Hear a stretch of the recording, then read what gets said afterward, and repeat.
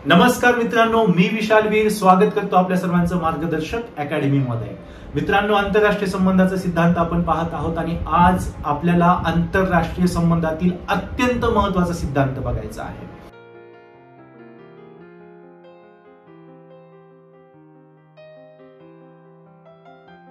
अत्यंत महत्त्वाचा म्हणजे या सिद्धांतामुळे तुम्हाला आंतरराष्ट्रीय संबंधाचा गाभा कोर विषय समजून येणार आहे। जसं की इंडियन पॉलिटी मध्ये मूलभूत अधिकाराला महत्व आहे ना, की तो इंडियन पॉलिटी मध्ये आपल्याला बऱ्याचशा टॉपिक मध्ये मार्क्स मिळवण्यासाठी मदत करतो। Same importance goes with the BOP, balance of पॉवरच्या थेअरीमध्ये। कारण की सत्ता संतुलनाचा हा सिद्धांत जर तुम्ही व्यवस्थित समजून घेतला तर एंटायर विषयामध्ये, पीएसआयआर मध्ये, आयआर मध्ये तुम्हाला त्याचा खूप जास्त फायदा होतो। खूप सारे आन्सर्स तुम्ही या थेरीच्या मदतीनं सॉल्व्ह करू शकता। कारण की एक अशी थेरी आहे जी पर्सनल लाईफ पासून ते इंटरनॅशनल लाईफ पर्यंत अप्लाय होते। आज आपल्या व्यक्तिगत जीवनापासून ते आंतरराष्ट्रीय जीवनापर्यंत ही थेरी काय होते, लागू होते। आज व्यक्तिगत जीवनाचं उदाहरण घेतलं तर आपल्यापैकी कुणी आहे का असं ज्याला कमजोर राहायचं आहे, ज्याला विकास नाही करायचा?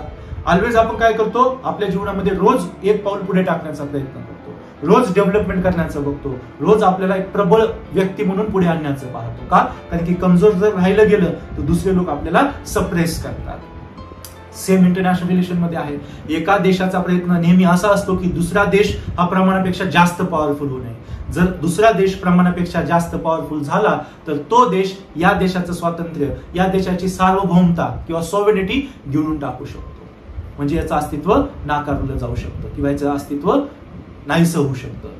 या देशाला पण काय करायचंय, या देशाप्रमाणेच इक्वली पॉवरफुल राहायचंय। अरे बाबा, तुझ्या देशाच्या गटामध्ये तू 4 देशांना सामील केलं, माझ्या गटामध्ये पण मी 4 देशांना सामील करेल। तू न्यूक्लिअर वेपन आणलं, मी न्यूक्लिअर वेपन आणेल। तू हायड्रोजन वेपन आणलं, मी हायड्रोजन वेपन आणेल। म्हणजे इक्वल पॉवरफुल राहण्याचा प्रयत्न केला जातो। त्याच्यामुळे काय होणार, दोघांमध्ये युद्ध होणार नाही आणि शांतता जास्तीत जास्त काळापर्यंत टिकून राहील। सत्ता संतुलन साधण्याचा प्रयत्न करा। बघा ना, प्रॅक्टिकल एक्झाम्पल आज मी तुम्हाला भारत, चायना, अमेरिका, रशिया या सगळ्या देशांचे प्रॅक्टिकल एक्झाम्पल देऊन ही थेरी तुम्हाला एक्सप्लेन करणार आहे। फक्त तुमच्याकडून माझी मागणी फक्त हीच आहे की पूर्ण कॉन्सन्ट्रेशन होऊन ही थेरी व्यवस्थित समजून घ्या। कारण की मी तुम्हाला काय म्हटले की कोर तुम्हाला त्याच्यामध्ये मिळणार आहे। तर बघून घेऊयात काय आहे बॅलन्स ऑफ पॉवरची थेरी, सत्ता संतुलनाचा सिद्धांत। ओके, आंतरराष्ट्रीय संबंधातील सत्ता संतुलनाचा सिद्धांत याच्यात सांगितलेला आहे। जर तुम्ही या विषयाचा अभ्यास करताय, इंटरनॅशनल रिलेशनचा जर तुम्ही अभ्यास करताय तर बॅलन्स ऑफ पॉवरची थेरी तुमच्यासाठी काय आहे, मूलभूत आहे। कारण की याशिवाय आयआरचा अभ्यास पूर्ण होऊ शकत नाही, आंतरराष्ट्रीय संबंधाचा अभ्यास पूर्ण होत नाही विदाउट धिस थेरी। कारण की ही खूप इम्पॉर्टंट थेरी आहे। आता इथे काय सांगितलेलं आहे, आंतरराष्ट्रीय पातळीवरती प्रत्येक देश, प्रत्येक राष्ट्र आपली शक्ती वाढविण्याचा प्रयत्न करत असतो। यस, कोणता देश म्हणतो बरं आम्हाला कमजोर राहायचं आहे? नाही, आज सगळे देश विकासाच्या रेसमध्ये लागलेले आहेत, स्वतःला प्रबळ बनवण्याच्या ह्याच्यामध्ये लागलेले आहेत। न्यूक्लिअर वेपन्स, न्यूक्लिअर एनर्जी, देशांचे गट बनवणे, आघाड्या बनवणे, अलायन्सेस बनवणे, आज देश पूर्ण डेव्हलपमेंटच्या, स्वतःला प्रबळ करण्याच्या रेसमध्ये आहे। ओके, तर कुणाला कमजोर राहायचं नाही आजच्या जगामध्ये। तर प्रत्येक राष्ट्राला आज एक शक्तिशाली राष्ट्र म्हणून विकसित व्हायचं आहे, ज्याचा उद्देश स्वतःच्या शक्तीत वाढ करणे हा तर आहेच, स्वतः पॉवरफुल बनणे हा तर आहेच, पण त्याचबरोबर इतर राष्ट्राने प्रमाणापेक्षा जास्त शक्ती मिळवून मनमानी करू नये हा देखील उद्देश आहे। एखाद्या राष्ट्रानं जास्तीत जास्त पॉवरफुल होऊन तर तसं झालं तर काय होईल, ते राष्ट्र छोट्या राष्ट्रांना गिळून टाकेल। छोट्या राष्ट्रांचं स्वातंत्र्य आणि सार्वभौमत्व धोक्यात येऊ शकेल। त्याच्यामुळे कोणत्याही राष्ट्राला मनमानी सत्ता द्यायची नाही, प्रमाणापेक्षा जास्त शक्ती मिळवून द्यायची नाही। तसं झालं तर काय होईल, मग बॅलन्स ऑफ पॉवर ब्रेक होईल, छोटे राष्ट्र आणि त्यांचं स्वातंत्र्य काय येईल, धोक्यात येईल। ओके, पुढे, कारण जर तसे झाले तर जगामध्ये अराजकता, किओटिक सिच्युएशन निर्माण होईल व इतर राष्ट्रांचे सार्वभौमत्व, सॉव्हरेनिटी आणि स्वातंत्र्य धोक्यात येईल। एक्झॅक्टली, तर त्याच्यामुळे काय करायचं, आपल्याला समानता ठेवायची। कशामध्ये? सत्तेत, पॉवर मध्ये समानता ठेवायची, इक्वल पॉवर जायचं आहे। यावरून आपल्याला समजून येते की राष्ट्रीय शक्तीचा उपयोग केवळ युद्ध व आक्रमणासाठी करत नाही तर शांतता प्रस्थापित करण्यासाठी देखील शक्तीचा उपयोग होतो। आज चायना आपल्यासोबत वॉर करण्याची हिंमत करू शकत नाही, कारण की चायनाला पण माहिती की भारताकडे काय न्यूक्लिअर वेपन आहे। म्हणजे 2 देश वॉर करतील का? आणि भारताला पण माहिती की चायनाकडे न्यूक्लिअर बॉम्ब आहे, हायड्रोजन बॉम्ब आहे, जो भारतालाच काय आजूबाजूच्या देशांना सुद्धा नष्ट करू शकतो। आणि आपण जर न्यूक्लिअर वॉर करतोय तर चायना आणि त्याच्या आजूबाजूचे देश पण नष्ट होतील। म्हणजे पूर्ण पृथ्वी ही काय जाईल, धोक्यामध्ये जाईल। कारण की दोन्ही पण काय शक्तिशाली राष्ट्र आहे। आणि त्याच्यामुळे युद्ध होईल का त्याच्यामध्ये, युद्धाचे चान्सेस कमी होतात. इथे सांगण्याचा प्रयत्न केला गेलेला आहे की राष्ट्र स्वतःची शक्ती जी वाढवतात, जे पॉवरफुल बनतायत ना राष्ट्र, ते फक्त युद्ध खेळण्यासाठीच बनत नाहीत, तर शांतता टिकून ठेवण्यासाठी बनतायत. कारण की एक पॉवरफुल झाला दुसरा कमजोर झाला तर पॉवरफुल याला गिळून टाकू शकतो. तर आपल्याला काय करायचंय, इक्वली पॉवरफुल राहायचं आहे. ओके. जेव्हा शक्तीचा उपयोग शांतता प्रस्थापित करण्यासाठी केला जातो, जेव्हा शक्तीचा उपयोग शांतता प्रस्थापित करण्यासाठी केला जातो, तेव्हा त्याला सत्ता संतुलनासाठी केलेला शक्तीचा उपयोग म्हणतात. तेव्हा त्याला सत्ता संतुलनासाठी शक्तीचा उपयोग म्हणतात. म्हणजे थोडक्यात काय की सत्ता संतुलनामध्ये शक्तीचा वापर शांतता प्रस्थापित करण्यासाठी होतो. बॅलन्स ऑफ पॉवर मध्ये पॉवर जे आहे ना, पॉवरचा उपयोग कशासाठी होतो, पीस याच्यामध्ये इस्टॅब्लिश करण्यामध्ये होतो, शांतता स्थापन करण्यामध्ये होतो. लक्षात राहू द्या, पॉवर आहे पण तिचा उद्देश काय, शांतता प्रस्थापित करणे. ओके. आता आपल्याला बघायच्या आहेत याच्या व्याख्या. जे आपण म्हणतो ना इमिडिएट फिलॉसॉफर्स आहे, पॉलिटिकल फिलॉसॉफर्स, त्यांनी काय व्याख्या दिलेल्या आहेत बॅलन्स ऑफ पॉवरच्या, त्या आधी आपण बघून घेऊ, त्याला आपण डिकोड करूया. तर सत्ता संतुलनाची व्याख्या बघायची. पहिली व्याख्या दिलेली आहे हन्स मॉर्गेनथॉन. ओके. रिअलिझम मध्ये आपण यांची थिअरी जेव्हा लिहिल्या वास्तविकवादाचा सिद्धांत बघत होतो तेव्हा हन्स मॉर्गेनथॉन यांचं नाव आपण तिथे बघितलेले, त्यांचे विचारही बघितलेले आहे. ओके. अत्यंत महत्वाचं नाव आहे हे पॉलिटिकल थिअरीमध्ये.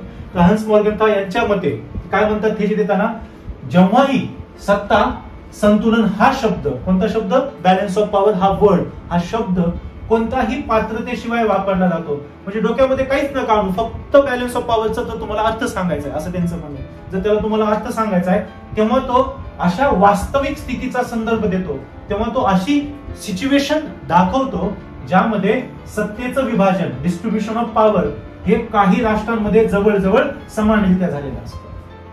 त्यांचं म्हणणं आहे की बॅलन्स ऑफ पॉवर, सत्ता संतुलन, केवळ ह्या शब्दाला कसलीच पात्रता, कसल्याच गोष्टी अटॅच करायची नाही, फक्त याचा जर आपल्याला अर्थ काढायचा आहे तर तो म्हणजे की जगामध्ये जी काही सत्ता आहे, जगामध्ये जी काही सत्ता आहे ती जवळपास प्रत्येक राष्ट्रामध्ये काय झालेली आहे, इक्वली डिस्ट्रीब्यूट झालेली आहे, समानतेने डिस्ट्रीब्यूट झालेली आहे. कारण की कोणतंही राष्ट्र प्रमाणापेक्षा जास्त पॉवरफुल होत आहे तर तो छोट्या राष्ट्रांना काय करेल, दुसऱ्या राष्ट्रांना तो गिळून टाकेल, त्यांचं स्वातंत्र्य नष्ट करेल. त्याच्यामुळे त्यांनी काय म्हणले, सत्तेचे विभाजन हे काही राष्ट्रांमध्ये जवळजवळ समानरित्या झालेले असते, इक्वली डिस्ट्रीब्यूट झालेले असतं, वर खाली नसतं. म्हणजे त्यालाच आपण संतुलन म्हणतो ना. तराजू असतं की तराजून आपण करतो की नाही, संतुलन आणतो, माप बनवण्यासाठी आपण काय करतो, संतुलन आणतो. तर आंतरराष्ट्रीय संबंधात दोन देशांमध्ये जर संतुलन ठेवायचंय तर त्यांच्यामध्ये पॉवर एक ठेवा, सत्ता संतुलन, त्याच्यामुळे म्हटलेलं आहे की त्याच्यामध्ये पॉवर इक्वल असली पाहिजे, म्हणून शांतता टिकून राहील. एखादा जर जास्त पॉवरफुल झाला तर तो दुसऱ्यांना गिळून टाकेल. तर त्याच्यामुळे काय करायचंय, त्याच्यामुळे सत्ता संतुलन टिकून ठेवायचंय. ओके. इंग्लिश मध्ये whenever the term is use without any qualification it refers to an actual state of affairs in which power is distributed among several nations with approximate equality. समानतेने काय होईल, सत्तेचं त्यांच्यामध्ये विभाजन झालेलं असेल. ते एकदम स्ट्रेट फॉरवर्ड आणि साधी सिंपल व्याख्या हन्स मॉर्गेनथॉनने दिली. तुम्ही तुमच्या शब्दामध्ये सुद्धा मेन्स मध्ये मांडू शकता. एक्झॅक्ट हेच शब्द आले पाहिजे असा युपीसी मध्ये आग्रह नसतो, फक्त अर्थ बदलला नाही पाहिजे. आणि तुमच्या शब्दात तिथे कोणत्या कोर गोष्टी आल्या पाहिजे की हन्स मॉर्गेनथॉनने व्याख्या काय सांगितलेली की जगामध्ये जी सत्ता आहे ती काही राष्ट्रांमध्ये काय झाली, इक्वली डिस्ट्रीब्यूट झाली. बस ही दोन लाईन जरी तुम्ही दिल्या तरी तुमची ती व्याख्या ऍक्सेप्टेड आहे, चांगले मार्क तुम्हाला त्याच्यामध्ये मिळतील. पॉवर इक्वली डिस्ट्रीब्यूट झालेली आहे. ओके. हन्स मॉर्गेनथॉनची स्ट्रेट फॉरवर्ड व्याख्या आहे, साधी समजली आपल्याला. देन सिडनी बी फे यांची व्याख्या बघा. हे काय म्हणतायत, सत्ता संतुलन म्हणजे राष्ट्रांच्या कुटुंबामध्ये म्हणजे हे जे जग आहे हे काय आहे, विविध राष्ट्रांनी मिळून बनलेलं एक कुटुंब आहे. America, China, Russia, Japan, Bharat हे सगळे देश त्याच्यामध्ये आहे. राष्ट्रांच्या कुटुंबामध्ये सत्तेचे झालेले न्याय्य वितरण होय. याद्वारे या कुटुंबातील कोणत्याही एका राष्ट्राला इतके शक्तिशाली होऊ दिले जात नाही की ते राष्ट्र आपली मर्जी इतरांवर थोपू शकेल. आहे की नाही, एकदम स्ट्रेट फॉरवर्ड आणि एक्झॅक्टली आपण जे एक्सप्लेन केलं तीच व्याख्या की हे जे जग आहे ते कुटुंब आहे, हे राष्ट्र त्याचे काय आहेत, सदस्य, त्या कुटुंबाचे सदस्य आहेत. याच्यामध्ये कोणत्या पण एका भावाला, कोणत्या पण एका देशाला जास्त पॉवरफुल होऊ द्यायचं नाही. तसं झालं तर काय करेल, हा दुसऱ्या भावाचा ब्रेकफास्ट स्वतः घेईल, या दुसऱ्या भावाचं जेवण स्वतःकडे घे, या दुसऱ्या भावाचा बेड स्वतःकडे घे. जस्ट तुम्हाला एक समजा म्हणून सांगतोय. म्हणजे दुसऱ्या देशाचं स्वातंत्र्य, अस्तित्व, सार्वभौमत्व तो संपू शकतो, नष्ट करू शकतो किंवा धोक्यात आणू शकतो. पूर्ण जग एक फॅमिली आहे आणि राष्ट्र त्याचे सदस्य आहेत आणि सदस्य राष्ट्रामध्ये कोणालाही प्रमाणापेक्षा जास्त पॉवरफुल होऊ द्यायचं नाही. Straight forward definition. Okay. Balance of power is such a just equilibrium. न्याय समानता आपण म्हणतो. न्याय समानता in power among the members of the family of nations as will prevent any one of them from becoming sufficiently strong to enforce its will upon others. स्वतःची मर्जी इतरांवर थोपू शकणार नाही, एवढं कुणाला पॉवरफुल होऊ द्यायचं नाही. ही सुद्धा थेरी तुम्ही तुमच्या शब्दात एकदम व्यवस्थित मांडू शकता की पूर्ण जग एक कुटुंब आहे आणि त्या कुटुंबातले सदस्य राष्ट्र आहेत आणि त्या राष्ट्रामध्ये कोणालाही जास्त पॉवरफुल होऊ द्यायचं नाही की जेणेकरून दुसऱ्या सदस्याचं स्वातंत्र्य धोक्यात येईल. झालं. मेन्स मध्ये तुम्हाला परफेक्ट मार्क पडतील त्याच्यावरती. ही कुणी व्याख्या केली? सिडनी फे यांनी केलेली आहे. चलो आता पुढे जाऊ. पामर अँड पर्किन्स यांचं नाव सुद्धा विसरू नका. अत्यंत महत्वाचे फिलॉसॉफर्स आहेत आणि ठिकठिकाणी आपल्याला PSIR मध्ये, IR मध्ये यांचे नाव दिसणार आहे. ओके. तर यांची व्याख्या काय आहे? यांच्या मते सत्ता संतुलन गृहीत धरते की बदलत्या आघाड्यांद्वारे म्हणजे अलायन्सेस आणि समतुल्य दबावामुळे, इक्वल प्रेशर आपण ज्याला म्हणतो, समतुल्य दबावामुळे कोणत्याही एका शक्तीस वा शक्तीच्या गटास इतके मजबूत होऊन दिले जाणार नाही की यामुळे बाकीच्यांच्या सुरक्षेला धोका निर्माण होईल. आता इथे त्यांनी काय सांगितलेलं आहे की बदलत्या आघाड्याद्वारे. आता बघा, आफ्टर सेकंड वर्ल्ड वॉर एकीकडे होता नाटो आणि दुसरीकडे होता वर्सॉ पॅक्ट. हा होता USSRचा आणि होता अमेरिकेचा.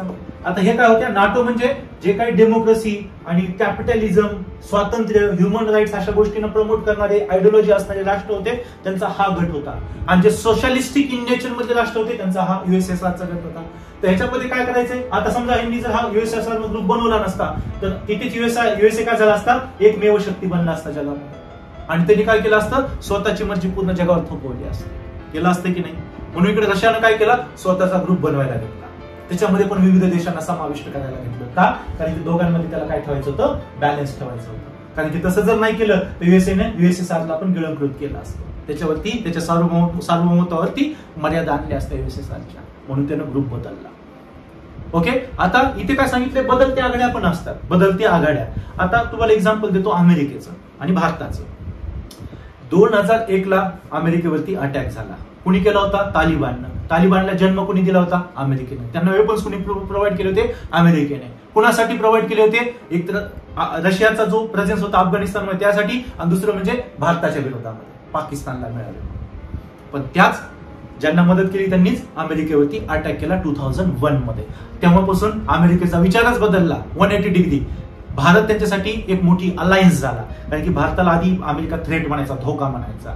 कारण की आपले न्यूक्लिअर प्लान्स जे असतील, स्पेस मिशन्स वगैरे असतील, सगळ्यांवरती तो नजर ठेवा असायचा. आता तो स्वतः आपल्याला मदत करतो. आपल्या अगेन्स्ट ज्या न्यूक्लिअर सप्लाय ग्रुपची स्थापना झाली, ती न्यूक्लिअर सप्लाय ग्रुप एक असा ग्रुप आहे ज्याचा मेन उद्देश होता की भारतासारख्या देशाकडे न्यूक्लिअर मटेरियल गेलं नाही पाहिजे, द्यायचं नाही. जे त्या ग्रुपमध्ये येईल तो भारताला देणार नाही.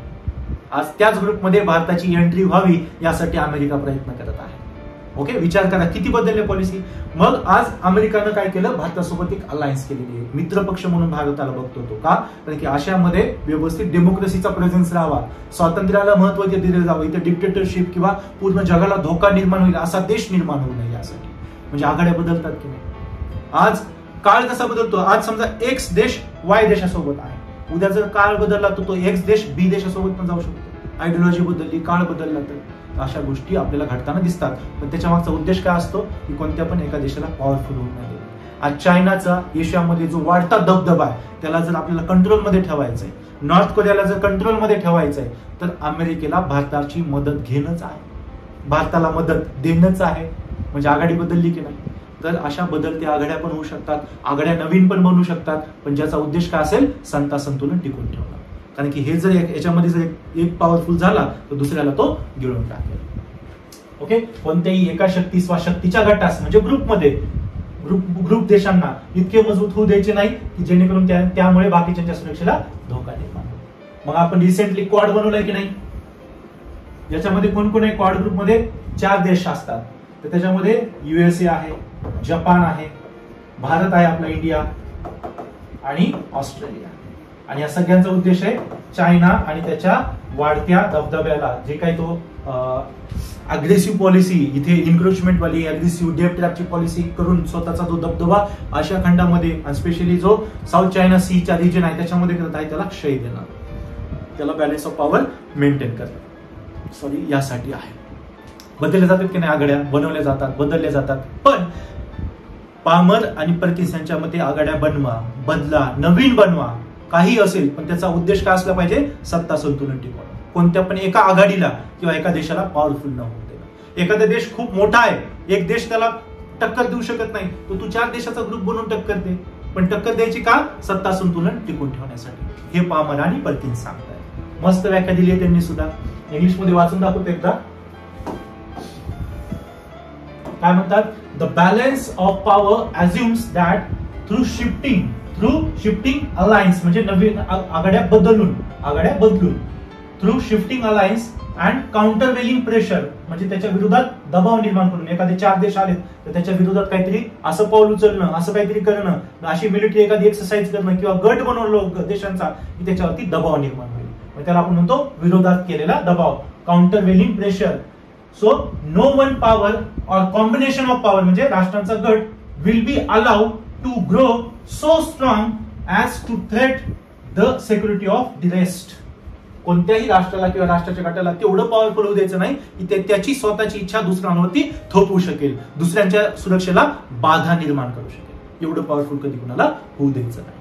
पामर आणि पर्किन्सने सुद्धा खूप छान आणि स्ट्रेट फॉरवर्ड व्याख्या आपल्याला दिलेली आढळते. ठीक आहे. आता ह्या व्याख्या पाहिल्यानंतर आपल्याला काय दिसून येतं?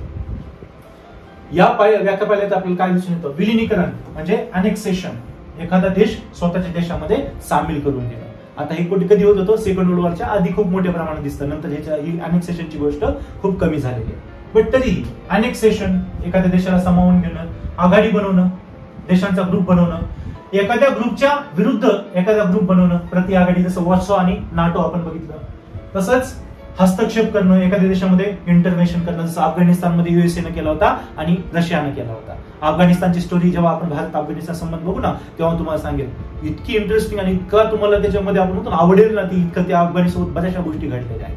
अमेरिका स्वतःच्या स्वार्थासाठी, कारण की अफगाणिस्तान एक असा देश आहे ज्या देशाचं अफगाणिस्तानवरती कंट्रोल तो पूर्ण देश आशियावरती कंट्रोल ठेवू शकतो, कारण की आशियाच्या एकदम सेंटरमध्ये अफगाणिस्तान आहे. आपल्याला वाटतं तो अंडर डेव्हलप आहे, काही नाहीये, म्हणजे आपण म्हणतो खूप, कारण की त्याच्यावरती अत्याचार तेवढे झाले त्या देशावर.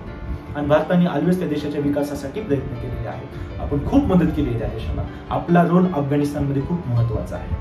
आणि बदलते आता सध्या तिथं जे सरकार आलेलं आहे, आतंकवादी संघटना, तालिबान गव्हर्नमेंट आहे, त्याच्यानंतर आणि त्याच्यामुळे भारतावरती काय परिणाम होतो हे देखील आपण डिटेलमध्ये बघणार आहोत. खूप इंटरेस्टिंग आहे. तर एखाद्या देशामध्ये हस्तक्षेप करणं, आंतरराष्ट्रीय दबाव आणणं, शस्त्रास्त्रे निर्माण करणं, अत्याधुनिक तंत्रज्ञान, हे सत्ता संतुलन राखण्याची साधने आहेत. आज आपण बघतो एका देशानं दुसरे देश स्वतःमध्ये, जसं की रशियानं बनला होता, अर्धा युरोप रशियामध्ये होता. तर अनेक्सेशन करणं म्हणजे त्या देशाला स्वतःमध्ये समाविष्ट करून घेणं, आघाडी बनवणं, जसं की नाटो बनली, वर्सॉ बनली, त्याच्या विरुद्ध. देन हस्तक्षेप करणं. आज किती देश छोट्या मोठ्या देशांमध्ये हस्तक्षेप करतात. तुम्हाला अफगाणिस्तानचं पण उदाहरण दिलं. आज नेपाळमध्ये हस्तक्षेप कोण करतं? चायना करतो. श्रीलंकामध्ये हस्तक्षेप चायना करतो आणि त्याला काउंटर म्हणून आपल्याला पण तिथे आपला प्रेझेन्स ठेवावा लागतो. देन आंतरराष्ट्रीय दबाव आणला जातो बऱ्याच ठिकाणी. मग जसं की म्यानमारच्या वेळेस म्यानमारमध्ये रोहिंग्यांवरती जे अत्याचार होते, इंटरनॅशनल प्रेशर तिथं क्रिएट केलं होतं. आंतरराष्ट्रीय संघटना युनायटेड नेशनद्वारे सुद्धा तिथे खूप प्रयत्न केले गेले होते. देन शस्त्रास्त्रे निर्माण करणे, न्यूक्लिअर वेपन, न्यूक्स आपण ज्याला म्हणतो, त्याला निर्माण करणं. पाकिस्तानकडे पण आज न्यूक्लिअर वेपन आहेत, आपल्याकडे पण आहेत, चायनाकडे पण आहेत. का केले जातात हे? या सगळ्यांचं अत्याधुनिक तंत्रज्ञान असेल, जे काही टेक्नॉलॉजी आपण डेव्हलप करतो, स्पेस टेक्नॉलॉजी आहे, डिफेन्स टेक्नॉलॉजी आहे, nuclear technology, nano technology, biotechnology, genetical modified technology असेल, या सगळ्या तंत्रज्ञानाचा गोष्टीचा वापर करायसाठी होतो? बॅलन्स ऑफ पॉवर टिकून ठेवण्यासाठी, सत्ता संतुलन राखण्यासाठी. ओके. इतिहास पाहता आपल्याला दिसून येते की सत्ता संतुलनामध्ये जागतिक शांतता व सुरक्षा, पीस अँड सिक्युरिटी प्रस्थापित करण्यास मदत केलेली आहे. यस, कारण की जेव्हा दोन राष्ट्र, त्याला माहिती की अरे पुढचा पण खूप पॉवरफुल आहे, तर तो युद्ध करणं टाळतो. कारण की त्याला माहिती आपण जर त्याच्यावर केमिकल वेपन सोडलं तर त्याच्याकडे पण केमिकल वेपन आहेत, तो पण आपल्याला अटॅक करेल. आपल्याकडे बॅलिस्टिक मिसाईल आहे तर त्याच्याकडे अँटी बॅलिस्टिक मिसाईल आहे. आज भारताकडे पण अँटी बॅलिस्टिक, जगातले फार कमी देश आहेत ज्यांच्याकडे अँटी बॅलिस्टिक म्हणजे दुसऱ्यांचं जेव्हा बॅलिस्टिक मिसाईल आपल्याकडे, आपल्या कसं पृथ्वी अग्नी आहे, समजा अग्निसारखंच एखादं मिसाईल आहे, जसं की आता आपण वॉशिंग्टन डिक्लेरेशन मध्ये बघितलं होतं टॉपिक मध्ये की नॉर्थ कोरियानं काय बनवलं होतं, इंटरकॉन्टिनेंटल बॅलिस्टिक मिसाईल बनवले जे न्यूक्लिअर वेपन घेऊन जाऊ शकतो. समजा तसं वेपन आपल्या भारताकडे येते तर आपण त्याला हवेमध्ये नष्ट करू शकतो. त्यासाठी आपल्याकडे थार्ड आणि पॅड आहे, पृथ्वी ऍडव्हान्स डिफेन्स सिस्टम आहे, जी खूप कमी देशांकडे असतं. अँटी बॅलिस्टिक मिसाईल डेव्हलपमेंट ती आपल्याकडे आहे. तर हे शस्त्रास्त्र, ही जी टेक्नॉलॉजी आहे त्याचा सगळ्यांचा उपयोग काय, शांतता आणि सुरक्षेसाठी. आपण मारतो का कोणावरती वेपन विनाकारण? नाही. पण कोणता देश आपल्यावर पण अटॅक करू शकत नाही की त्याला पण माहिती आहे भारताकडे सगळ्या गोष्टी आहेत. त्याच्यामुळे काय होतं, दोन देशामध्ये शांतता राहते, पीस राहतो. ओके, असं यांचं म्हणणं आहे. सत्ता संतुलनामध्ये बऱ्याचदा लहान व कमकुवत राष्ट्रांचे, जे लहान आहेत कमकुवत राष्ट्र आहेत, राष्ट्रांचे हित साधण्याचा प्रयत्न केला जातो व त्यासाठी युद्ध हे सत्ता संतुलन राखण्याचे एक साधन म्हणून गणले जाते.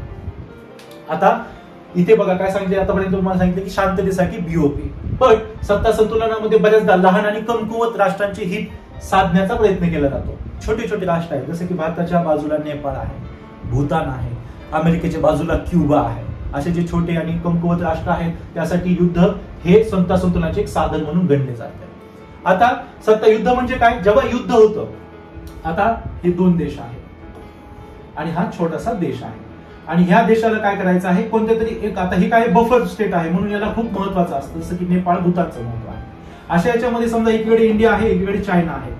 तर ह्या थिरीच्या मते जेव्हा या दोन देशांमध्ये, आता ह्या देशाला समजा चायनाने याच्या ग्रॅब केलं, कुणाला, नेपाळला, आणि नेपाळला आपल्याला वाचवायचं आहे. आता वाचवण्यासाठी आपण काय करू शकतो, तर आपल्याला चायनासोबत युद्ध खेळावं लागेल.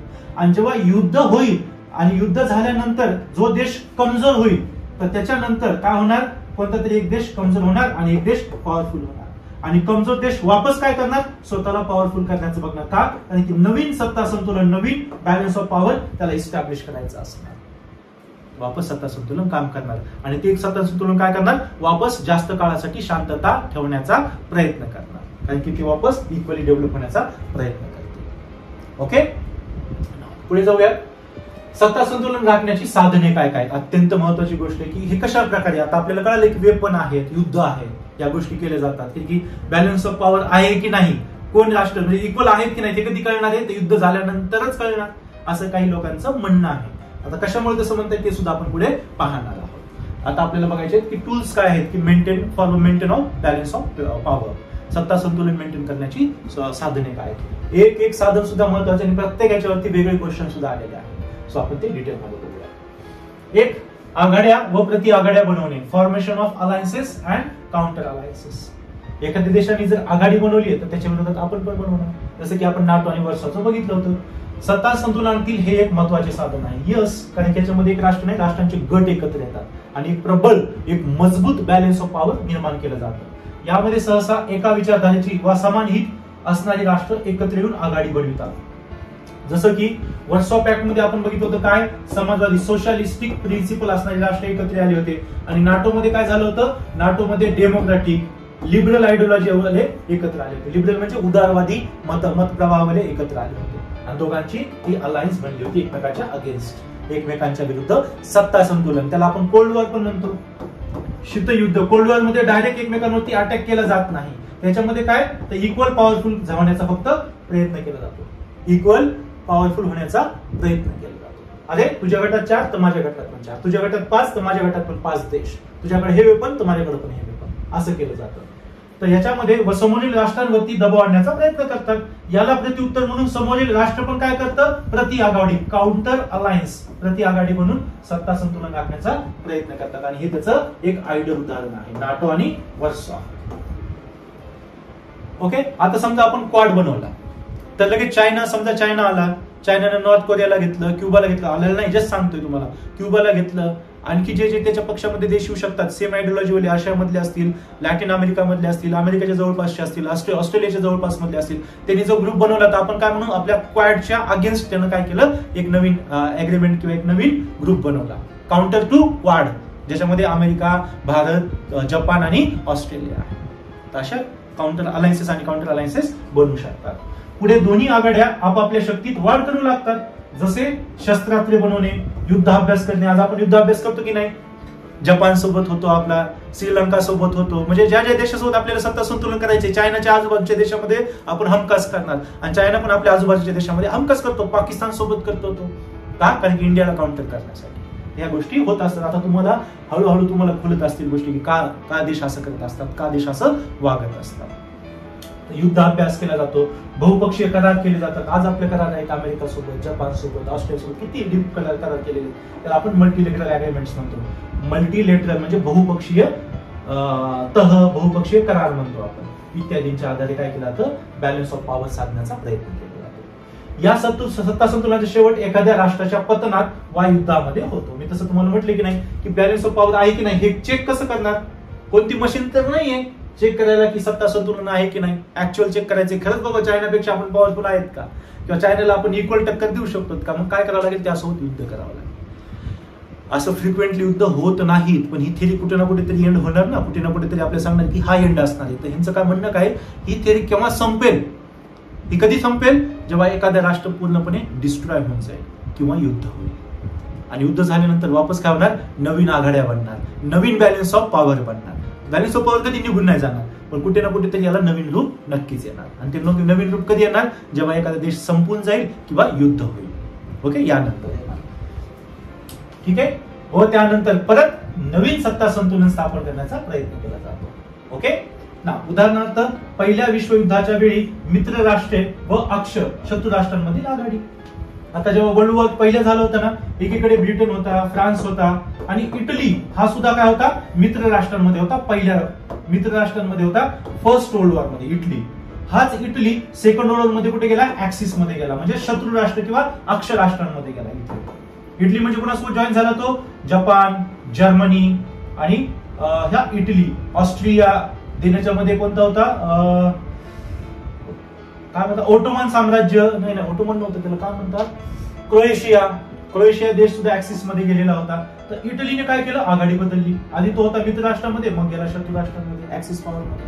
तर अशा गोष्टी बदलू शकतात, नवीन नवीन बॅलन्स ऑफ पॉवर मेंटेन केलं जाऊ शकतं. ओके, सत्ता संतुलनाचं शेवट कशामध्ये होतं, एखादं राष्ट्र नष्ट होण्यामध्ये किंवा युद्ध. आणि जेव्हा तसं होतं तेव्हा वापस नवीन बीओपी तयार झाला होता. फर्स्ट वर्ल्ड वॉरच्या वेळेस इटली इकडे होता, युद्ध झालं. सेकंड वर्ल्ड वॉर आला, इटलीने साईड चेंज केली, आयडिओलॉजी बदलली ना त्या देशाची पूर्णपणे, फासिझम तर पूर्णपणे बदलून गेली, तर त्यांनी साईड पूर्णपणे चेंज केलेली दिसतात. अशा पण गोष्टी घडतात. आणि त्याच्यामध्ये सुद्धा काय होतं, बॅलन्स ऑफ पॉवर साधण्याचा प्रयत्न केला जातो. सेकंड वर्ल्ड वॉर मध्ये एकीकडे मग अमेरिकेने भाग घेतला, त्याच्यामध्ये ब्रिटन होता, फ्रान्स होता. ओके, आणि दुसरीकडे मग त्याच्या आगे जपान होता, जर्मनी होता, इटली होता. हे गेले कुठे, शत्रू राष्ट्र, आणि हे बनले मित्र राष्ट्र. अशा आघाड्या प्रति आघाड्या बनल्या जातात. आपापल्या आयडिओलॉजीनुसार, ज्या ज्या देशाची आयडिओलॉजी आहे त्यानुसार ते बदलत जातात. ओके, नाव दुसरं साधन आहे बॅलन्स ऑफ. पहिलं तर साधन कळलं सगळ्यांना, काय बनवलं जातं, ग्रुप बनवले जातात आणि दुसऱ्यावरती प्रेशर आणण्याचा प्रयत्न केला जातो, म्हणजे सत्ता संतुलन साधण्याचा प्रयत्न केला जातो. 4 देश एकत्र येऊन बॅलन्स ऑफ पॉवर मेंटेन करतील. ओके, पहिलं साधन. दुसरं आहे सशस्त्रीकरण व निशस्त्रीकरण, म्हणजे आर्मामेंट अँड डिसआर्मामेंट, म्हणजे वेपन्स बनवणे किंवा वेपन्स नष्ट करणे, दोन्ही पण आले याच्यामध्ये. वेपन्स बनवणे आणि वेपन्स नष्ट करणे दोन्ही गोष्टी याच्यामध्ये आल्या. जेव्हा एखाद्या राष्ट्राला समोरील राष्ट्राकडून धोका जाणवतो, जेव्हा एखाद्या राष्ट्राला समोरच्या राष्ट्राकडून धोका जाणवतो, तेव्हा ते राष्ट्र आपल्या शक्तीमध्ये वाढ करू लागते. आणि शक्तीमध्ये वाढ करण्याचा सर्वोत्तम उपाय म्हणजे शस्त्रास्त्रांमध्ये वाढ करणे. जेव्हा वाटते की अरे पुढचं आपल्याला युद्ध होऊ शकते किंवा त्याच्याकडून धोका आहे, तर काय आहे त्याच्याकडे केमिकल वेपन आहे, चला आपण बनवूयात. आपल्याकडे नसेल तर आपण कोणत्या देशाकडून विकत घेऊयात. त्याच्याकडे न्यूक्स आहे, आपण पण न्यूक्लिअर वेपन आणण्याचा प्रयत्न करूया. त्याच्याकडे हायड्रोजन बॉम्ब आहे, तर आपण पण बनवण्याचा किंवा कुठून तरी आणण्याचा प्रयत्न करूया. हा याच्यामध्ये केला तर. आता याचं रिसेंट 2023 एक्झाम्पल देतो, क्वेश्चन येण्याचे चान्सेस आहेत तुम्हाला बीओपी वरती. आता बघा, हा नॉर्थ कोरिया आहे, हा साऊथ कोरिया आहे. दोन्ही आधी 1945च्या आधी, म्हणजे सेकंड वर्ल्ड वॉरच्या आधी कोरियाच होता, नॉर्थ साऊथ असा भाग बनलेला नव्हता. आणि हा कोरिया होता जपानकडे. पण सेकंड वर्ल्ड मध्ये जपान म्हणजे शत्रू राष्ट्र, हे ऍक्सिस पॉवर, अक्ष पॉवर म्हणतो त्यांना, ते हरले होते. म्हणून जपान काय झालं, हे जे 2 प्रॉव्हिन्स होते का, म्हणजे एकच प्रॉव्हिन्स होता ना कोरिया, तो फ्री झाला. पण ह्याचा जो उत्तरी भाग होता तो गेला युएसएसआर कडे. कारण की युएसएसआर पण अमेरिकेच्या बाजूने, म्हणजे त्या मित्र राष्ट्रांकडून होता सेकंड वर्ल्ड वॉर मध्ये. ओके, हा भाग घेतला युएसएसआर न आणि खालचा भाग घेतला युएसए, म्हणजे या दोघांचा प्रभाव तिथे प्रस्थापित झाला. तर नॉर्थ कोरियामध्ये आज आपल्याला डिक्टेटरशिप दिसते आणि इकडे आपल्याला डेमोक्रेसी दिसते. आहे का नाही, विचारधारेमध्ये एकदम बदल होतो की नाही. आणि आता काय झालंय की साऊथ कोरियाला भीती वाटते नॉर्थ कोरियाची, कारण की नॉर्थ कोरियानं काय केलेलं आहे, न्यूक्लिअर वेपन एका खंडातून दुसऱ्या खंडात जाणारं बनवलेलं आहे. आणि फक्त कोरियालाच नाही, पूर्ण जगाला भीती वाटते आता नॉर्थ कोरियाची. कधी तो काय करेल काय सांगता येत नाही. म्हणून आता साऊथ कोरिया स्वतःचं वेपन बनवू शकत नाही, कारण की त्यांनी एनपीटी साईन केलेली, न्यूक्लिअर नॉन प्रोलिफरेशन ट्रिटी, म्हणजे न्यूक्लिअर शस्त्रास्त्रांचा प्रचार प्रसार न करण्याची ट्रिटी. त्या ट्रिटीनुसार ज्या राष्ट्रांकडे न्यूक्लिअर वेपन नाहीत ते कधीच बनवणार नाही, असं ते आहे. तर साऊथ कोरियाने ती साईन केलेली आहे. पण साऊथ कोरियाला भीती आहे नॉर्थ कोरियाची, तर साऊथ कोरिया तर स्वतः वेपन बनवू शकत नाही. म्हणून साऊथ कोरियाचे राष्ट्रपती कुठे गेले, अमेरिकेच्या राष्ट्रपतीच्या भेटीला, की बाबा आपले हे नॉर्थ कोरियाकडे न्यूक्लिअर वेपन आलेले आहे, आपण काहीतरी पाऊल उचलले पाहिजे.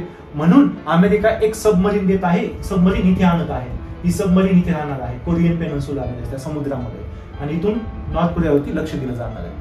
नॉर्थ कोरिया कधी काही पण हालचाल करेल न्यूक्लिअर, तर ही सबमरीन अशी आहे याच्यामध्ये न्यूक्लिअर वेपन फिट आहे, डायरेक्ट येऊन अटॅक करू शकेल आणि वाचू शकेल. झालं की नाही बॅलन्स ऑफ पॉवर. उद्या नॉर्थ कोरिया विचार करेल की नाही, साऊथ कोरियाला काही पण करताना की अरे नाही अमेरिकेने न्यूक्लिअर वेपन आणून ठेवले, आपण साऊथ कोरियाला जर काय करायला गेलो तर तो बाबा सुद्धा आपल्याला सोडणार नाही. आहे की नाही बॅलन्स ऑफ पॉवर, आहे की नाही सत्ता संतुलन. असं सत्ता संतुलन साधण्याचा प्रयत्न केला जातो. ओके, सत्ता संतुलन स्थापन करण्याचा सरळ मार्ग म्हणजे समोरील राष्ट्र एवढी शक्ती वाढवणे जेणेकरून ते राष्ट्र युद्ध करण्याची हिंमत करणार नाही. राईट, त्याला माहिती आहे की पुढचं पण पॉवरफुल आहे. सशस्त्रीकरणाप्रमाणे निशस्त्रीकरणाद्वारे देखील सत्ता संतुलन राखता येते, परंतु हे एकदम प्रत्येक सिच्युएशन मध्ये पॉसिबल होत नाही. याला रेअर कंडिशन लागते. काही कोणता देश स्वतःहून कमी करण्याचं म्हणत नाही. आता सेकंड वर्ल्ड वॉर जेव्हा झाला होता तेव्हा आर्म्स रेस चालू होती, स्पर्धा चालू होती कुणाकडे जास्त वेपन्स आहेत. आणि एक टाइम असा होता मित्रांनो की रशिया म्हणत होता माझ्याकडे जवळपास 20,000च्या आसपास न्यूक्लिअर वेपन आहे. आणि सेम अमेरिका पण म्हणत होता की 20,000च्या आसपास वेपन्स आहेत. एवढे न्यूक्लिअर वेपन, जिथे की 2-4 वेपन खूप झाले पूर्ण पृथ्वीला नष्ट करण्यासाठी, यांच्याकडे 20,000 होते. जेव्हा पूर्ण जगामध्ये वातावरण निर्माण झालं, लोकांमध्ये भीतीचं वातावरण निर्माण झालं, तेव्हा ह्या देशांवरती दबाव आणला गेला. स्पेशली थर्ड वर्ल्ड, आता आपण जे बघितलं लास्ट लेक्चर थर्ड वर्ल्ड, त्यांच्याकडून पण दबाव आणला गेला. मग रशिया आणि अमेरिका म्हटले होते एनपीटी साईन करताना की जे NWS आहेत न्यूक्लिअर वेपन स्टेट, 5च देशांकडे न्यूक्लिअर वेपन होते तेव्हा. कशा वेळेस 1968ला एनपीटीच्या वेळेस ते 5 देश काय ठरवलं की आम्ही हळूहळू न्यूक्लिअर वेपन कमी करू आणि शून्यवर येऊ, आणि ज्यांच्याकडे वेपन नाही ते कधी बनणारच नाही. तर शून्यवर कोणी नाही आले. पण आज अमेरिका रशिया काय म्हणतात की आमच्याकडे 2,000 राहिले, 4,000 राहिले, 20,000हून कमीत कमी 2-4,000. आता कुणाला माहित नाही की त्यांनी रिअलिटी कमी केलेत नाही केलेत, त्यांचे काय प्रूफ आहेत हे एकदम जेन्युअनली कुणाला काय माहित नाही. पण कमीत कमी ते देश म्हणतात तरी 20 वरून आम्ही 10 वरती आलो, 10 वरून 5, 5 वरून 2 वरती आलो. कारण की त्याच्यामुळे काय होईल, नवीन सत्ता संतुलन स्थापित आहेत बाबा. पण कमी कमी करून म्हणजे 2 राष्ट्र कमजोर झाले तरी ते युद्ध करत नाही, पॉवरफुल असले तरी युद्ध करत नाही. पण तेच नाही, एनपीटी नंतर बाकी देश, आता भारताकडे न्यूक्लिअर वेपन आहे पण भारताने एनपीटी साईन नाही केलेली. नॉर्थ कोरियाकडे न्यूक्लिअर वेपन आहे, त्यांनी साईन केली होती परंतु तो बाहेर पडला त्याच्यातून, म्हणून त्यांनी पण बनवलं. इस्रायलने पण बनवलं, इस्रायलने पण एनपीटी साईन नाही केलेली. हा, साऊथ सुदान आहे त्याच्याकडे नाहीत वेपन पण तो कमजोर देश आहे, त्यांनी काही एनपीटी साईन केलेली नाही. 5 देश आहेत ज्यांनी एनपीटी साईन केलेली नाही. पाकिस्तान पण त्याच्यामध्ये, पाकिस्तानकडे पण न्यूक्लिअर वेपन आहे, त्यांनी पण एनपीटी साईन नाही केलेली. म्हणून या देशांकडे न्यूक्लिअर वेपन आहे पण बाकी देशांकडे न्यूक्लिअर वेपन नाही आहे. जेव्हा तसं असेल तर लगेच मग कार्यवाही होईल युनायटेड नेशनकडनं, IAEA त्या देशामध्ये जाईल, इंटरनॅशनल ॲटॉमिक एनर्जी एजन्सी, जिच्याबद्दल आपण नंतर पाहणार आहोत. ती लगेच तिथे जाऊन चेक करेल काय आहे काय नाही. ओके, हे तेव्हाच काय निशस्त्रीकरण कधी शक्य आहे, जेव्हा शक्य आहे जेव्हा एखादी राष्ट्र दुसऱ्या राष्ट्राला शस्त्रास्त्रे विकसित करण्यापासून यशस्वीरित्या रोखते. परंतु अशी परिस्थिती फार दुर्मिळ असते. सहसा या साधनांचा उपयोग युद्धात हरवलेल्या राष्ट्राला शक्तिशाली बनवण्यापासून रोखण्यासाठी होतो. कारण की आजच्या जगामध्ये 21व्या शतकामध्ये कोणताच असा देश नाही की तो म्हणेल की माझ्याकडे वेपन्स नको. आणि मी हेच उदाहरण तुम्हाला लास्ट लेक्चरला पण दिले. आता पण मी थोडक्यात सांगतो तुम्हाला की एखादी मोठी MNC आहे, तिला हजारो करोडो डॉलरची इन्व्हेस्टमेंट करायची आहे आणि तिला 2 देशापैकी एक देश निवडायचा, एक आहे चीन, एक आहे भारत. एकीकडे चीन एकदम शस्त्रास्त्र न्यूक्लिअर वेपन सगळं काय त्याच्याकडे, दुसरा भारत म्हणतो की नाही निशस्त्रीकरण, आम्हाला वेपन नको आहे. तर ती इन्व्हेस्टमेंट आपल्या भारतामध्ये येईल का? ती कंपनी काय म्हणेल, जो देश स्वतःचा जर उद्या युद्ध झालं की स्वतःची रक्षा करू शकत नाही तो माझ्या इन्व्हेस्टमेंटची काय रक्षा करेल, मग ती चायनाकडे इन्व्हेस्टमेंट जाईल. त्याच्यामुळे सुद्धा आर्थिक गोष्टी आपल्याकडे अट्रॅक्ट करण्यासाठी, प्रबळ राहण्यासाठी दुसऱ्या देशाच्या आपल्याला सुद्धा काय करावं लागतं. आज प्रत्येक राष्ट्र प्रबळ बनण्याचा प्रयत्न करतो, त्याच्यामुळे निशस्त्रीकरण हे टूल जास्त यूज होत नाही, फार रेअरली. सेकंड वर्ल्ड वॉरच्या आधी आपण जास्तीत जास्त म्हणू शकतो. चल, तिसरं टूल आहे आघात प्रतिबंधक किंवा बफर राष्ट्र निर्माण करणे, formation of buffer state. Buffer state काय असतात ते आपण जाणून घेऊ. दोन राष्ट्रांमध्ये, दोन मोठे राष्ट्र आहेत, त्याच्यामध्ये असणारं एक छोटं राष्ट्र. समजा हे चायना आहे, इंडिया आहे आणि हे नेपाळ. या नेपाळ काय झाला, बफर स्टेट. मग हे दोन राष्ट्र काय करत असतात, प्रयत्न करेल. चायना प्रयत्न करेल नेपाळमध्ये इन्व्हेस्टमेंट करेल, नेपाळमध्ये मोठे मोठे प्रोजेक्ट त्याच्यामध्ये टाकून देईल, त्यांच्या आर्मीला मदत करेल. सेम भारत पण तिथे काय करणार, कारण की चीनचा जर प्रभाव तिथे वाढला तर नेपाळ चीनचाच एक भाग होऊन जाईल.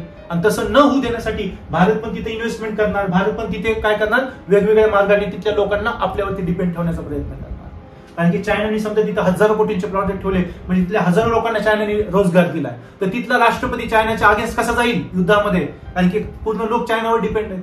तर भारताला पण आपल्यावर डिपेंड करावं लागतील ना त्या लोकांना, म्हणजे तिथल्या राष्ट्रपतीला भारताच्या अगेन्स्ट पण निर्णय नाही घेता येणार आणि चायनाच्या अगेन्स्ट पण तो इक्वली म्हणजे एकदम बाहेर तर राहू शकेल त्याच्यामध्ये. मग असंच होतं जेव्हा ही अशी इन्व्हॉल्वमेंट वाटते दोन राष्ट्राची, आणि मग ती चेक करायची की तो देश कोणाकडून येतात, तर कशामधून कळणार आहे, युद्ध करून. आपण बघितलं ना छोट्या राष्ट्र जे असतात युद्धानंतर कळतं की बीओपी काय आहे. मग ते युद्ध कुठे खेळलं जाईल माहिती का, ना भारतात ना चीनमध्ये, ते नेपाळमध्ये खेळलं जाईल आणि त्याच्यामध्ये बळी पडेल नेपाळचा. असं होत असतं, याला म्हणतो आपण बफर स्टेट. त्यामुळे आपलं फक्त भारताचंच नाही, कोणता पण देश, दोन देशामध्ये जी छोटी टेरिटरी, छोटा देश असतो ना, त्याला बफर बनवून टाकलं जातं. ते असतात बफर देश. त्यांना दोन्ही देशांचा फायदा तर मिळत असतो, इन्व्हेस्टमेंट वगैरे मिळत असते, पण युद्ध जेव्हा होत असतं तेव्हा त्यांचं मात्र खूप नुकसान होत असतं. बफर राष्ट्राची निर्मिती. पण शक्यतो आता बघा ना, चायनाने तिथे इन्व्हेस्टमेंट केली, आपण पण तिथे करणार, कारण की तसं जर नाही केलं तर नेपाळ चायना बनून जाईल आणि आपल्याला तसं नकोय, कारण की मग आपली डायरेक्ट बॉर्डर चायनाला लागून असेल नेपाळची. उद्या आपल्यावरती मग काही आपल्यावरती प्रेशर येईल, आपल्यावरती स्ट्रेस येईल, आपल्या सार्वभौमतेवरती मर्यादा येतील, आपल्या स्वातंत्र्यावरती मर्यादा येतील, असं होऊ शकतं. ओके, दोन शक्तिशाली राष्ट्रांमध्ये एखादे छोटेसे राष्ट्र असेल तर ते सहसा आघात प्रतिबंधक म्हणजे बफर राष्ट्र बनते.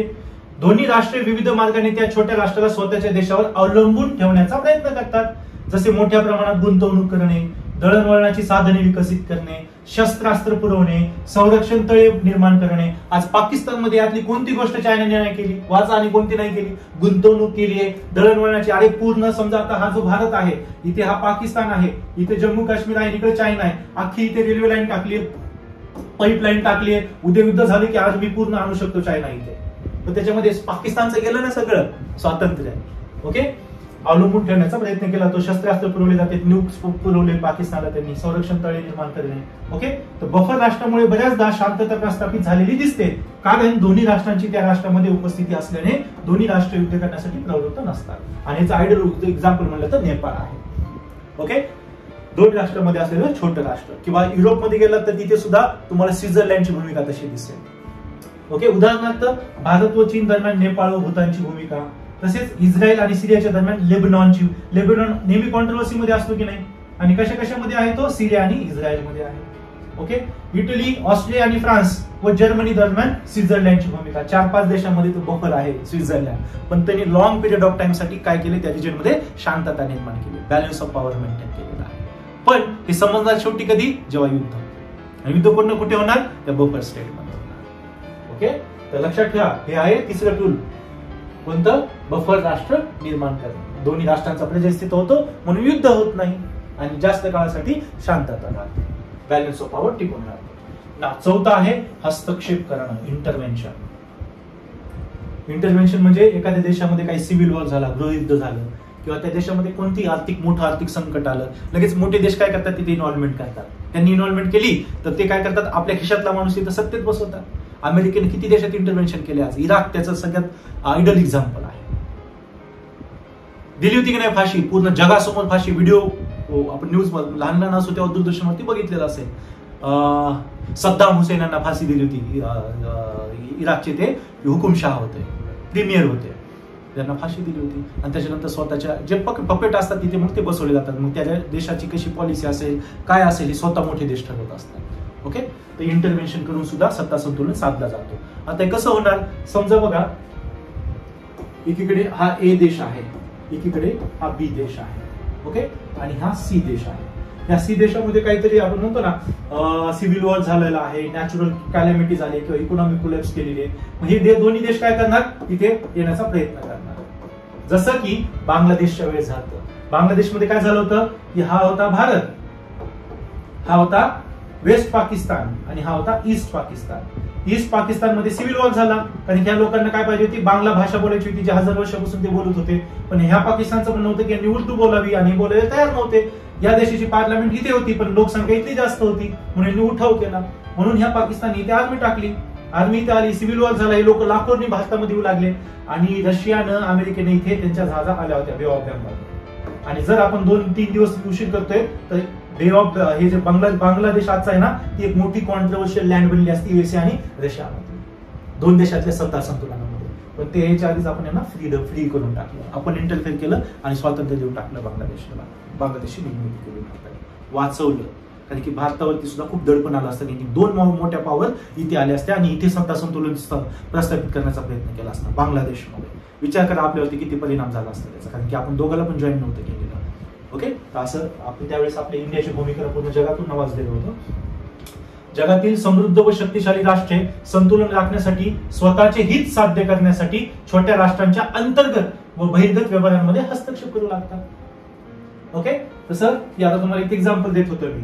आता सी राष्ट्रामध्ये काही पण संकट आलेले, लगेच बी राष्ट्र त्याला मदत करणार, पैसे देणार, आर्मी तिथे देणार, इथं मिलिटरी बेस बनवणार. सेम ए पण त्याला पैसे देणार, इथे मिलिटरी बेस बनवण्यासाठी त्याच्या राष्ट्रपतीची मदत घेणार, सांगणार, आघाड्या बनवणार, करार करणार.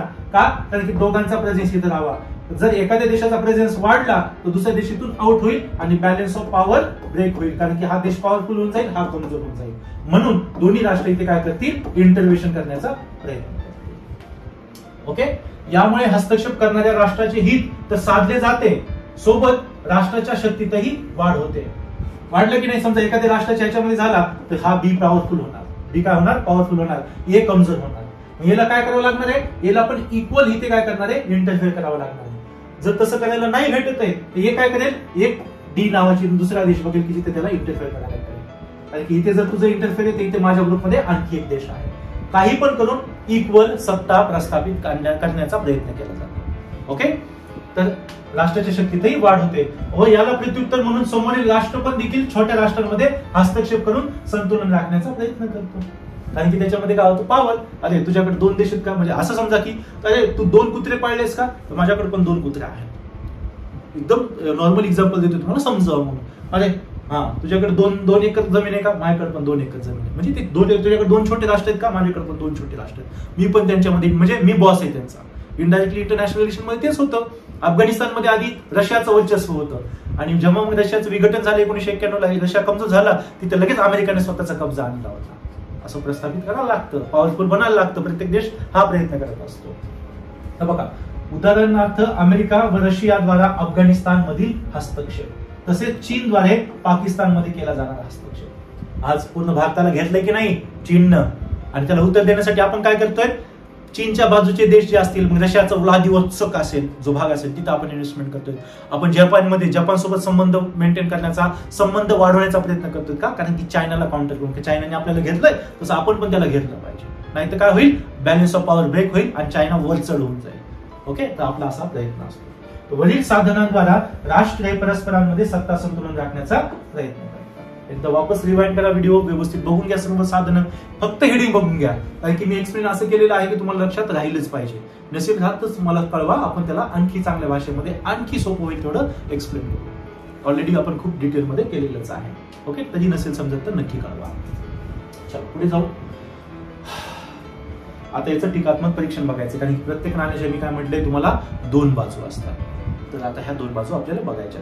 पण पुढे लेक्चर चालू ठेवण्याच्या आधी मित्रांनो तुम्हाला मी मुद्देम व्हिडिओच्या मध्ये तुम्हाला सांगतोय, कारण की जर तुम्ही इथपर्यंत व्हिडिओ बघितला याचा अर्थ खरोखर तुम्हाला युपीएससी करायची आहे, ती क्वालिटी तुम्हाला पाहिजे आहे. आज महाराष्ट्रामध्ये खरंच युपीएससी लेवलच्या क्वालिटीची, मराठी इंग्लिश मध्ये क्वालिटी जी लागते ना, त्याची गरज आहे. कारण की महाराष्ट्रातल्या मुलांची गोची कुठे होते माहितीये का, की युपीएससी करायची असते आणि 2025 पासून एमपीसी पण तशीच होते. तर त्या लेवलचा अभ्यास करायचा असतो, पण मटेरियल मिळत नाही. इंग्लिशमध्ये आहे, पण आता इंग्लिशमध्ये जर तुम्ही पॉलिटिक्सचं डायरेक्ट इंग्लिश लेक्चर ऐकायला गेला तर तेवढं तुम्हाला समजत नाही. पॉलिटिकल थिअरी सारखा विषय तर नाहीच नाही, आय सारखा विषय तर खूप अवघड जातो. दिल्लीमधले क्लासेस आहेत, व्हिडिओज आहेत, पण ते समजायला तुम्हाला, कारण की प्रत्येक विषयाची आपली डिक्शनरी असते, वेगवेगळे शब्द असतात.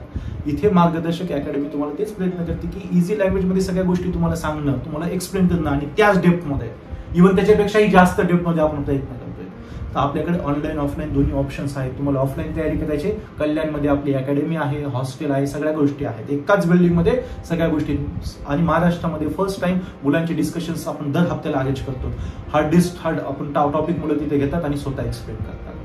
या सामील व्हा. ऑनलाईन करायचं तर ऑनलाईन झूमची बॅच तुम्ही जॉईन करू शकताय किंवा ऍपवरती जसं तुम्ही बघताय ना, तर कोणत्या डिटेलमध्ये आपण जातोय, ऍपमध्ये तुम्हाला एवढ्याच डिटेलमध्ये सर्व विषय मिळणार आहे.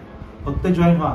काही जे तुमच्या समस्या असतील, डाऊट्स असतील, माझे पर्सनल नंबर विविध नंबर लेक्चर्समध्ये मी दिलेले आहेत, त्याच्यावरती सुद्धा तुम्ही कॉन्टॅक्ट करू शकता. फक्त थांबू नका. आणि जर तुम्हाला 1-2 वर्ष तुमच्या लाईफची इन्व्हेस्टमेंट करताय ना, त्यातून तुम्हाला काही ना काहीतरी मिळालं पाहिजे. त्या दृष्टिकोनातून प्रयत्न चालू होऊन द्या.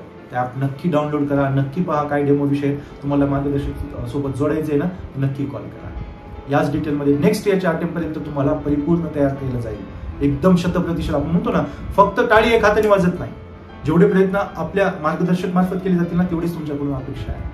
आणि मग बघा तुमचे रिझल्ट्स. ओके, चला आता पुढे जाऊ. टीकात्मक परीक्षण. आता याला काय केलेलं, टीका केलेली आहे, याला काउंटर केलेलं आहे बऱ्याचशा लोकांनी.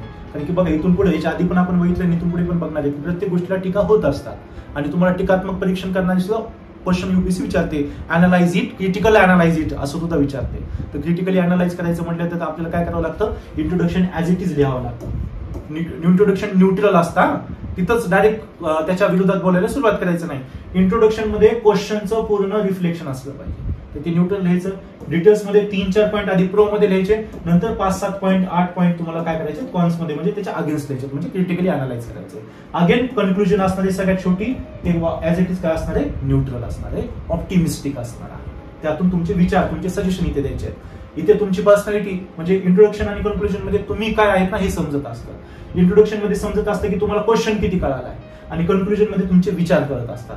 आणि हे जे मधल्या डिटेल्स असतात ना, याच्यामध्ये तुमचे अभ्यास, तुमचा स्टडी करत असतो चेक करणाऱ्याला. लक्षात राहू दे, 3 सूत्र आहेत ना, मी आता जे बोललोय ना, वापस रिवाइज करा आणि ऐका काय म्हटलंय ते जर तुम्हाला कळालं ना, तुम्हाला पूर्ण विषय कळेल. आता PSI मध्ये तुमची आन्सर रायटिंगची प्रॅक्टिस तर होणार आहे. मी तुम्हाला एक स्टेप त्याच्यामध्ये डिटेलमध्ये सांगणार आहे.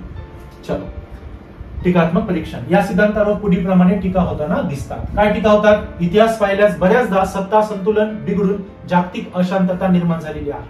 आणि हे कधी दिसतं आपल्याला, फर्स्ट वर्ल्ड वॉर मध्ये. फर्स्ट वर्ल्ड वॉर झाला होता, तिथं पण मित्र राष्ट्र आणि अक्ष पॉवर होत्या, म्हणजे ॲलिज आणि ऍक्सिस पॉवर्स होत्या. पण त्याच्यामध्ये काय झालं, फर्स्ट वर्ल्ड वॉर झाला, मग त्यांनी काय केलं, बॅलन्स ऑफ पॉवर मेंटेन करण्याचा प्रयत्न केला. लीग ऑफ नेशन सुद्धा बनलं होतं, पण झालं का सक्सेसफुल नाही. सेकंड वर्ल्ड वॉर झाला. मग त्याच्यानंतर आतापर्यंत तरी आपण म्हणतो ना, मोठ्या प्रमाणात शांतता आहे. पण बॅलन्स ऑफ पॉवरचा जो नतीजा आहे, जो रिझल्ट आहे, तो म्हणजे काय, युद्ध. कारण की युद्धाशिवाय कळणारच नाही की बॅलन्स ऑफ पॉवर आहे की नाही, त्याच्यामुळे सांगितलं गेलं आहे. दुसरं आहे, राष्ट्रांमध्ये मतभेदच इतके असतात की ते एकत्र मिळून बलाढ्य राष्ट्राच्या समोर येत नाही. आज चीनला जर काउंटर, समजा चीनला म्हणा किंवा कोणत्या पण मोठ्या देशाला काउंटर करायचं आहे, तर आपल्या अशामध्ये बाकीचे देश एकत्र येऊ शकतात का? त्यांच्यामध्ये बॉर्डरचे इश्यूज आहेत. आज पाकिस्तान सोबत आपला बॉर्डर इश्यू आहे, कधी स्वातंत्र्यापासून बॉर्डर इश्यू आहे. धार्मिक वाद असतात, वांशिक वाद असतात. किती देशांमध्ये धार्मिक आणि वांशिक वाद आहेत. इस्रायल पॅलेस्टाईनचं तुम्ही उदाहरण घ्या. तर देशांचे एकमेकांमध्ये एवढे वाद आहेत की ते एक ग्रुपच बनवू शकत नाही, असं यांचं म्हणणं आहे. आणि एक ग्रुप बनवू शकत नाहीत म्हणून ते मोठ्या राष्ट्राच्या अगेन्स्ट उभा राहू शकत नाहीत ताकदीने, असं हे म्हणतात. तिसरं आहे, सत्ता संतुलन हे बऱ्याचदा तात्पुरत्या स्वरूपाचे दिसते, ते विफल होऊन युद्ध परिस्थिती निर्माण होते. सेकंड वर्ल्ड वॉरच्या हिशोबाने हे वाक्य याच्यामध्ये टाकलेलं आहे, बरोबर आहे, आपण ते सुद्धा बघितलेलं आहे. चौथं सांगितलेलं आहे, सत्ता संतुलन प्रस्थापित आहे की नाही हे तपासण्याचा एकमेव मार्ग आहे काय, युद्ध. बरोबर की नाही, तेव्हाच कळणार की आहे की नाही बॅलन्स ऑफ पॉवर, इक्वालिटी आहे की नाही.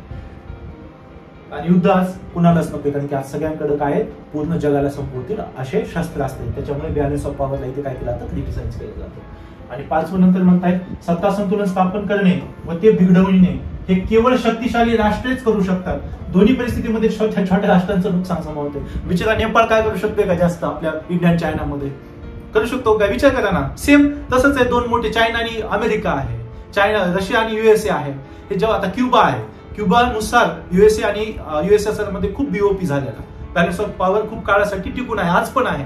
पण बिचारा नंतर क्युबा काय करू शकणार आहे 2 राष्ट्रांमध्ये, पण नुकसान कोणाचं होणार आहे, जास्तीत जास्त क्युबाचं होईल. कधी जर तसं होऊ नये, कधी वर सगळ्या देशांचं स्वातंत्र्य आणि सार्वभौमत्व टिकून राहावं. जस्ट तुम्हाला समजावं म्हणून मी हे सांगत आहे की जेव्हा 2 राष्ट्र भांडण करतील, कारण की 2 राष्ट्र काय करतायत, तिथे इंटरफेअर करतायत, तिथे इन्व्हेस्टमेंट करतायत, तिथे आपला प्रेझेन्स प्रस्थापित करून सत्ता संतुलन, बॅलन्स ऑफ पॉवर स्थापन करण्याचा प्रयत्न करतायत.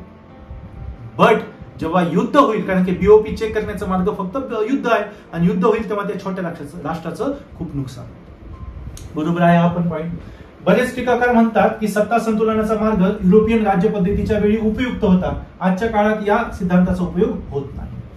युरोपियन याच्यामध्ये नाही का कॉलोनियलिझम, ह्या देशात 4 देश, त्या गटात 4 देश, आणि ते सत्ता संतुलन त्यावेळेस बघितलं तर ते शेकडो वर्ष टिकून राहिले, 10-10, 20-20, 25-25, 40-40 वर्ष टिकून राहायचं. पण सेकंड वर्ल्ड नंतर खूप साऱ्या शक्ती उदयास आल्यात, खूप सारे पॉवर हाऊस डेव्हलप झालेत, आपण ते बघितलं. मल्टीपोलर जग आहे, त्याच्यामध्ये जास्तीत जास्त काळ बीओपी टिकणार नाही असंही म्हणतात. पण आपण आज बघतोय की सेकंड वर्ल्ड वॉर पासून आतापर्यंत तेवढे मोठे युद्ध झालेले नाहीत, एक प्रकारे टिकून असलेलं आपल्याला दिसतं. सध्याचे सत्ता संतुलन हे दहशतीचे टेरर संतुलन आहे, कारण की बहुतांश राष्ट्रांनी विश्वविनाशक शस्त्रास्त्र निर्माण केले. न्यूक्लिअर बॉम्ब पेक्षा 1000 पट पॉवरफुल हायड्रोजन बॉम्ब. सूर्याची शक्ती, समजा सूर्य आहे ना, तो एक जिवंत हायड्रोजन बॉम्ब आहे. हायड्रोजन आणि हेलियम हे एकमेकांमध्ये मिक्स होतात आणि त्याच्यातून ट्रिमेंडस शक्ती बाहेर पडते.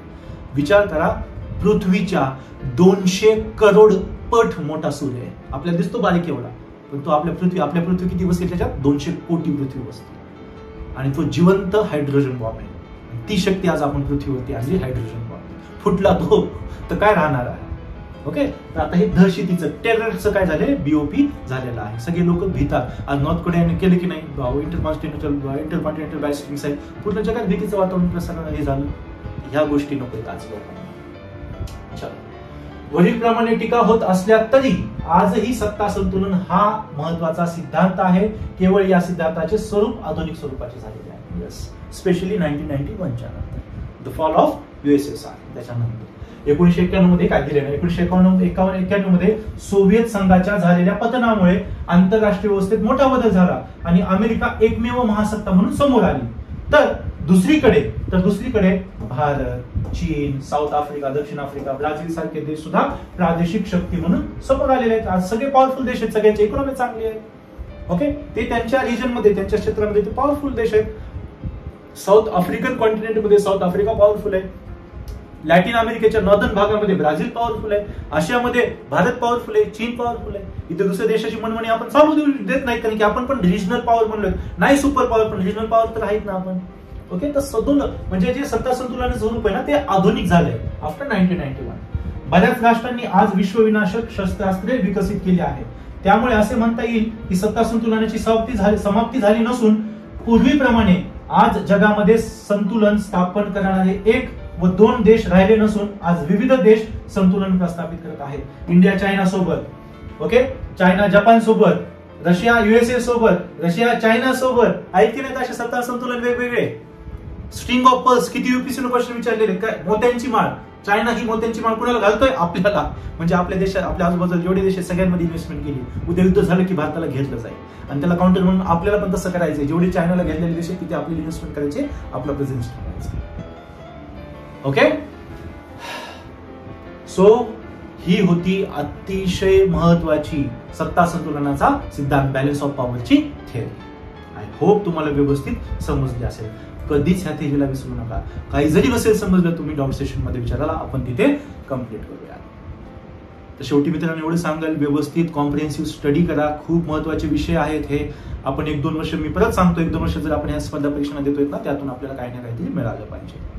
ओके, तर व्यवस्थित मन लावून अभ्यास करा. तुमची लिंक कधी ब्रेक नका होऊ देऊ. 2 दिवस अभ्यास केला, 2 दिवस ब्रेक घेतला, किंवा हप्ताभर अभ्यास केला, 2 दिवस हक्काने सुट्टी घेतली, असं नका करू. रोज थोडा का होईना अभ्यास झालाच पाहिजे. थोडा का होईना म्हणजे 5-7 घंटे तर रोज करायचे. पण एका दिवस खूप सर्कमस्टन्स आले, कमीत कमी 1-1.5 तास रिव्हिजन तरी करा. काल काय केले, उद्या काय करायचे. लिंक नका ब्रेक होऊ देऊ. आणि 1-1.5 वर्ष जर कन्सिस्टंटली तुम्ही प्रयत्न केले ना, आता एखाद्याला बॉडी बिल्डरच बनायचंय. 1 दिवस त्याने किती जिम मारली, दुसऱ्या दिवशी बॉडी बिल्डर होतो का तो? त्याला जर बॉडी बिल्डिंग करायची, त्याला कन्सिस्टंटली रोज मेहनत करावी लागेल, रोज जिमला जावं लागेल, रोज डाएट फॉलो करावे लागेल, तर तो बनेल. सेम UPSC जर क्लिअर करायची, राज्यसेवा जर तुम्हाला क्लिअर करायची, तर रोज रोज तुम्हाला 1-1 पाऊल त्या दिशेनं टाकावं लागेल. आणि ते पाऊल टाकताना जर तुम्हाला काय अडचण येत असेल तर बिंदास कळवा मला. माझ्याने जेवढं शक्य होईल, कारण की मी आज 12 वर्ष झाले या क्षेत्रामध्ये, तर थोडंफार तरी कुठे ना कुठेतरी काही गोष्टी मला माहिती आहेत, मी त्या तुम्हाला सांगेल. ज्या चुका मी केल्या, ज्या चुकांमुळे मी कुठेतरी मागे राहिलो, ते तुम्ही राहू नये. त्यासाठी मी तुम्हाला आधीच त्या गोष्टी सांगेल, ते रस्ते तुम्हाला दाखवेल. तुम्ही म्हणजे तुम्ही ना व्यवस्थित इफिशियंटली त्या रस्त्यानं मार्गक्रमण करा आणि पाहिजे ती गोष्टी तुम्हाला मिळेल. थांबूया इथेच. Thank you so much for your participation and cooperation. जय हिंद, जय भारत.